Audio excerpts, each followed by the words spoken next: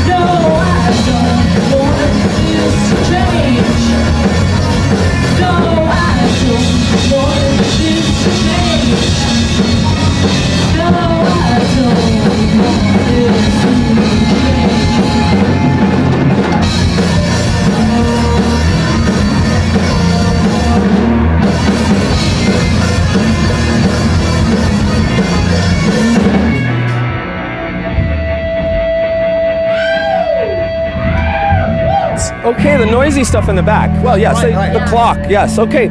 Well, guys, you've got a couple of releases out right now. What's the most recent thing that you just dropped? We put out a new lyric video a little while ago for our new EP. I should probably just talk about the EP. We put out a new EP a little while ago. It's called Reboot. It's our first 5-track EP that we did together as a band, and we're really proud of it. And it's out on Spotify and Apple Music and all that stuff. And yeah, we got a new lyric video out for Karate Girl, our single off of the EP, and you can watch it on YouTube. Killer Virgins. Is pretty much your brainchild, or Yeah. and it's your writing and you're sort of the architect of all this, or you're writing it with the band? No, I'm a crazy person that writes all the songs, and then I bring it to these guys, and they make it not suck as much. It's great. The whole dynamic is Sam's the writer, Gabe's the producer, and I just throw a wrench into it.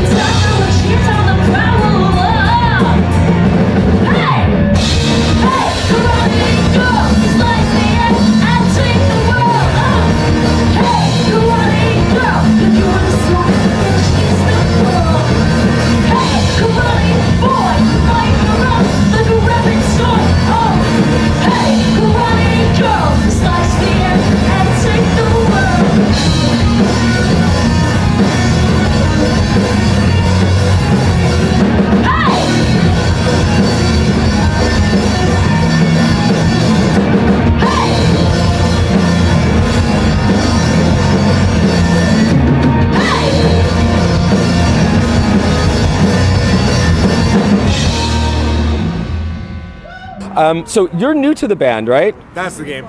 So is that sort of a permanent thing now? Because I understood you had Yeah. an injury, Damn well right? hope so. Okay, well you're in a really great band, yeah. Did you guys do anything in Indie Week last week? No, we just finished playing at the beginning of November. We were here at Cherry Cola's for Matt Groupie's birthday. That was a really fun night. That was awesome. Always nice to see Matt, and yeah, that was a wicked night. So I always ask because my show is kind of a bit about the creative process and the nitty gritties and stuff. I always like to know what made people want to play music first. Like, so for you, but you started. Well, I mean, what I knew of you was that you're a child actress. You've kind of been an actress since you were a kid, Yeah. right? Did that come first, or music, or that kind of happened at the same time for you? I mean, I always grew up with like a deep love for music. My parents were both like punk rockers, so there was like a lot of like Damned and Ramones and all the kind of like going on in car rides when I was a kid, and they played a lot of Nirvana and Hole and. Did they Chili drive you nuts, or Peppers. did it resonate No, with I you? loved it. I remember. What's the album called? I'll think of it later. But yeah, no, I remember like the first time kind of digging into those albums myself without them just kind of force feeding it to me. And like the first time I listened to like Celebrity Skin, and like my mind was just blown, and I was just like, yeah, I want to do that. Nice. Yeah. Was that the Courtney Love and that sort of era of music kind of the spark for to say like, yeah, I want to get a guitar and play guitar, or was a guitar around and it was just there for you? I knew that I sucked at violin, and I hated playing piano, so I had to play something else. Guitar was a natural progression. Like most kids, your parents kind of like forced you into an instrument, and then you're like, I hate this instrument. Let me play something cool. Yeah, basically, my parents are cool. Like, I think that they knew that that's the kind of music that I wanted to do. So they told me that when my hands were big enough, they would buy me a real big girl guitar. Nice. I think parents need to know about what loudness really is, because I've learned some things about loudness. Like, parents will assume that because drums are loud that it's going to be really difficult, but any instrument played poorly sounds much louder. Do you agree? Yes. I'd have to say I bank that. on it. At least it creates in a guitar store environment a migraine-inducing din. Well, anyone who's ever heard a child play a recorder can attest to that fact. Oh, the poop flute. Yes. The what? The poop flute. It goes The poop, poop, poop, Oh, poop, the poop poop, poop. flute. Yeah, yeah. Yes, that's a classical term. You wouldn't know Have that. you seen that viral video of that girl that's like beatboxing through a recorder? Because No. that's how I wish I'd learned how to play it. Yeah, this girl's got a recorder like in her nose. Through the other side of her nose, she's stuck it in air, and through, the right side of it, she's pushing out notes into that recorder Cool. while she's beatboxing. Will someone bring me water?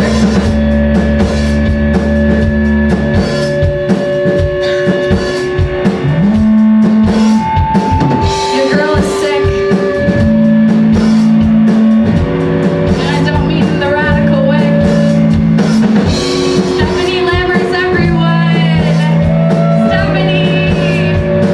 Thank you.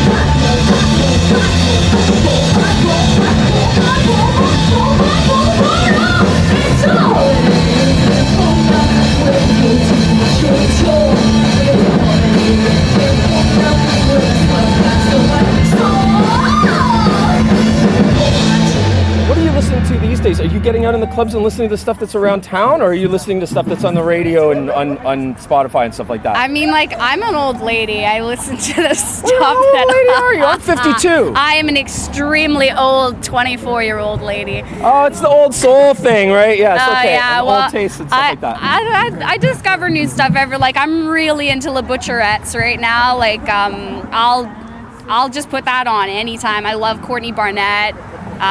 What's some other stuff I've been really into lately? Pup is always great.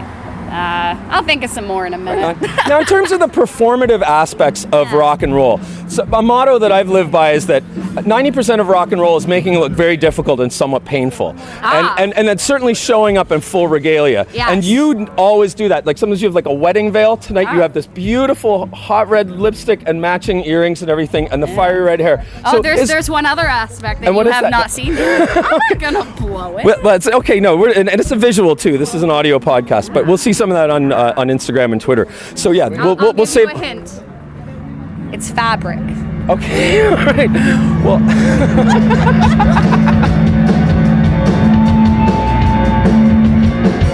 This next one's off our EP. It's called Label Horn.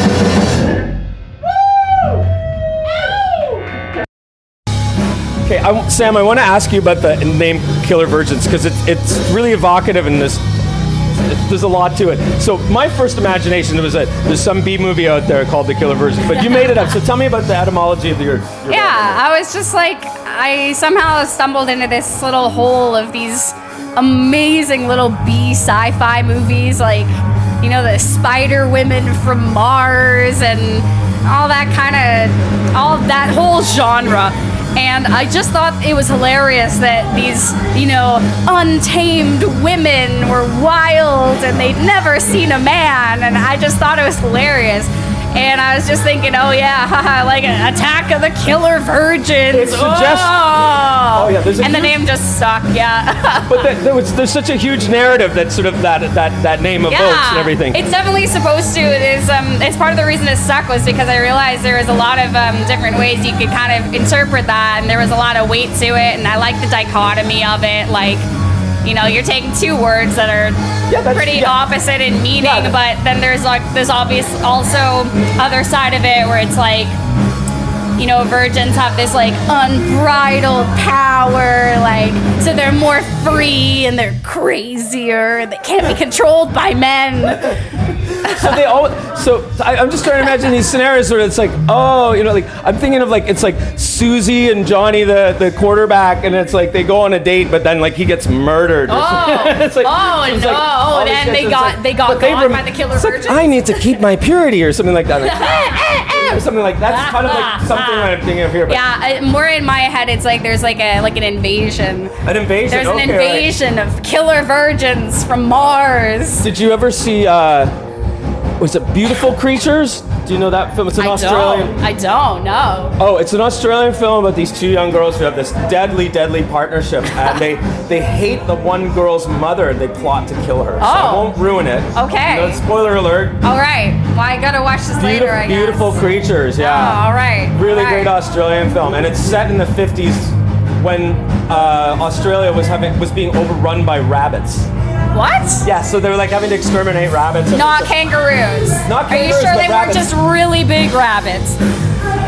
just lots. It was more of a quantity over Oh, wow. size. Or I'm just lots of- imagining just like a wave of rabbits, like yeah. So there could pouring be over like. the streets. So maybe that Rabbit Invasion could open for you sometime. Wow, Yes. that'd be a good band name, Rabbit Invasion. Yes, I always wanted a job naming things. I like that. Yes, I'd like to be the clairvoyant pet namer. So like you bring me your pet, and I go, this is Princess Fluff Bunny the third. Okay, boom, that's your cat. Listen, if your band name is Princess Fluff Bunny and or Rabbit Invasion, come play with us. We'll do a show together. Have you heard pterodactyl problems? No. I'm an old lady. I haven't heard of a lot. Stop saying that. I'm old. We're not old. Music No, I have the mentality of an old lady. I don't get out much. Yeah, I like being at home. Me too. But the thing is, like having the podcast and being a single guy now, like I have all this time to kind of kill, and I don't want to be at home alone.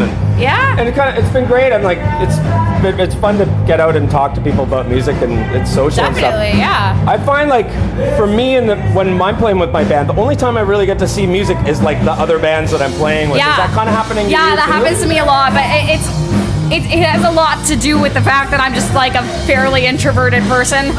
I have like a few close friends and I like doing things at my house. So when I go out and do shows with my band, like I love playing live.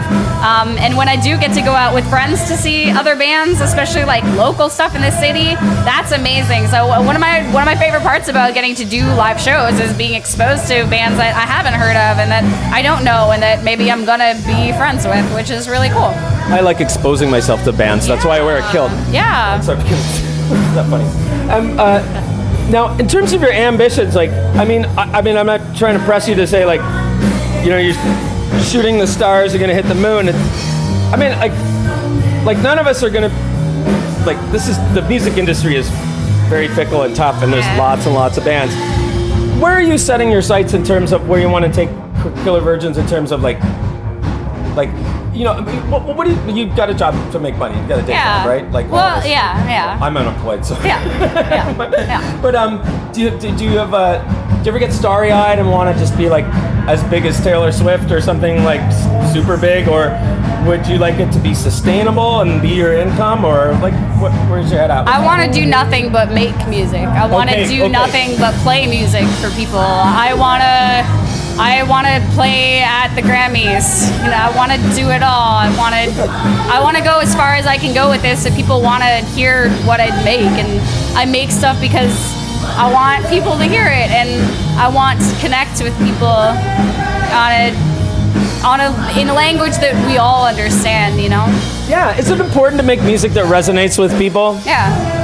And my thing is, what I always say for me with music creation is that, like, simple doesn't mean bad. When simple means that you have given enough time and thought to narrow it down to a very easily understandable language. I love when people are able to hear something and it stays with them and it means something to them, and it can mean that to, you know, anyone, from someone who's really musically educated to someone who, you know, just got into the genre. I remember when I started first listening to the kind of like late 2000s indie rock revival, like when I fell into Arctic Monkeys and the Strokes and stuff. And I don't know, something about the way they wrote and how well defined everything was and how narratively structured all their songs were, it really meant something to me. And that's the kind of stuff I wanted to create. Nice. Yeah.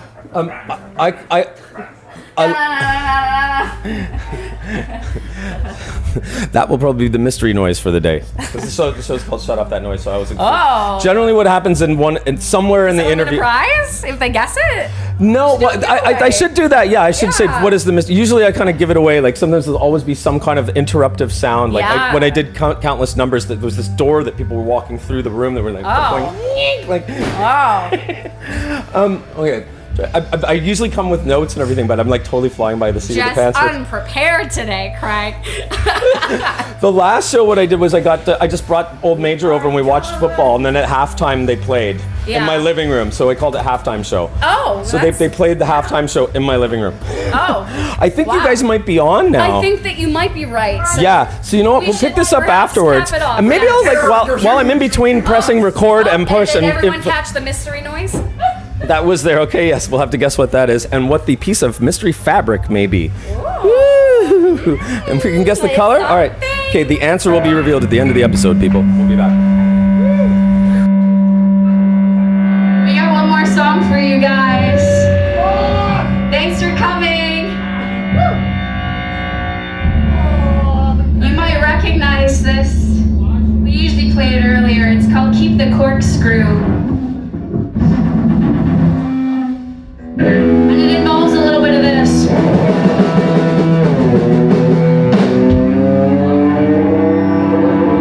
Why, thank you, Waterboy.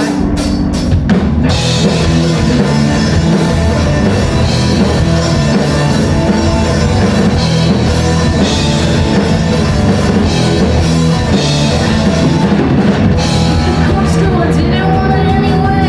What's the life?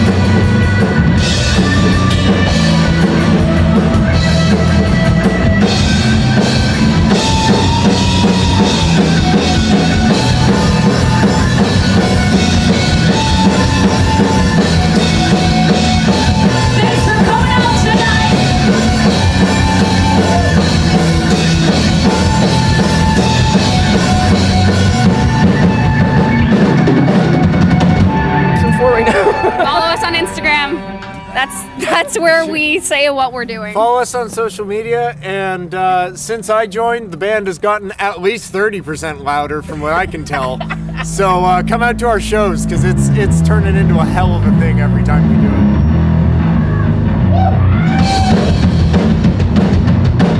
Okay, we'll do one more. 1, 2, 3, 4.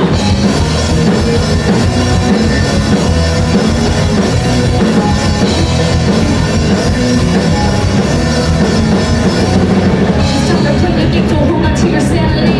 Courageous teen and I'm not suited for a family. It's candy going down, I'm consuming energy. You gotta really do, you look at my strategy. You think you're good, I promise that you have to choose. You take a chance, you're not ready to win, I'm gonna lose. I tell you, think these chances have me in another way. They always think you want to know what you're gonna change. Touch it, when there's no chivalry, the age screams means no reality. All we do is go in circles, it's all the lollipops, one on the big Chevrolet beats. Basic boyland, basic boyland, basic boyland, basic boyland. Calculated on the sugar coated paper thing. I tell you what works of bitches, shows you right the rubber thing. Roll the dice and play sweet as cherry candy canes. Music of it, but without a piano game. No way for it, you know that it's time to jump and take. Oh, rock, rock, rock, you know that good. Calculate when there's no chivalry, the age screams no reality. All we do is go in circles, it seems all the lollipops roll on the big Chevrolet beats. Basic boyland, basic boyland, basic boyland, basic boyland.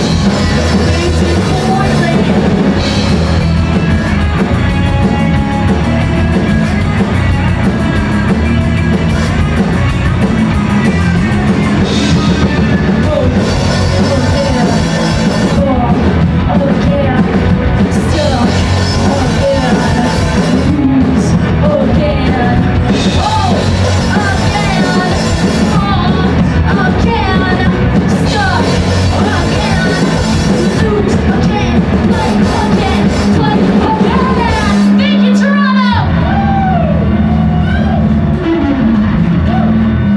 We played the Horseshoe Tavern on December 3rd. Please come out and pay us a visit. Well, I'd like to thank Sam, Gabe, and Drew, the Killer Virgins, for being on Shut Off That Noise for this episode. And thank you to my sponsors, Smoke in the Water and Gord's Backroom Records, located at 2227 Dundas Street West, just south of the Dundas West subway station and north of Roncesvalles Village. I will be back with another episode in about 2 weeks featuring singer-songwriter Heather Valley. But until then, happy Halloween, stay safe, be well, and be strong. I'm Craig Raddock, and you've been listening to Shut Off That Noise.